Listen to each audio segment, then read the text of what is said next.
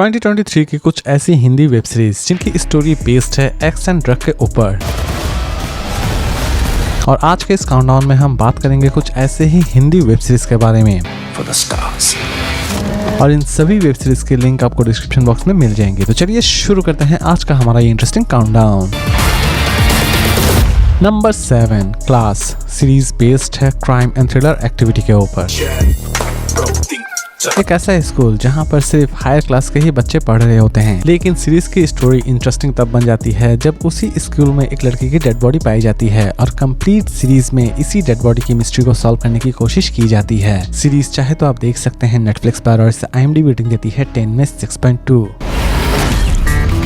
Number 6 Kerala crime files series based है crime and thriller activity के ऊपर।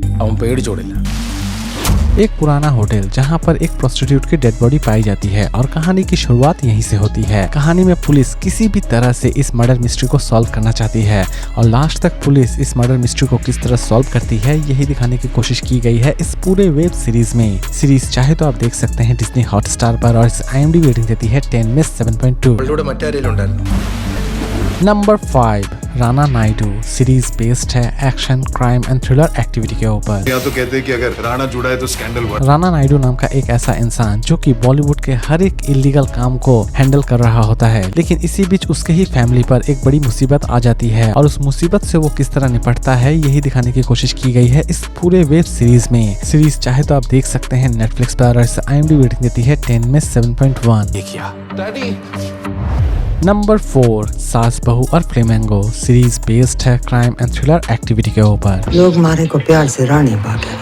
सविता नाम की एक ऐसी औरत जो कि राजस्थान के एक छोटे इलाके में अपने ड्रग्स के धंधे को इतना ज्यादा फैला चुकी थी जिसे पुलिस और प्रशासन भी रोक नहीं पा रही होती है, लेकिन इसी बीच एक ऑनेस्ट पुलिस ऑफिसर जो कि किसी भी तरह से सविता के ड्रग्स के स्मगलिंग को बंद करना चाहता है और लास्ट तक वो अपने इस मिशन को किस तरह कामयाब करता है यही दिखाने की कोशिश की गई है इस पूरे वेब सीरीज में। सीरीज चाहे तो आप देख सकते हैं डिज्नी हॉटस्टार पर और इसे IMDb रेटिंग देती है 10 में 7.8।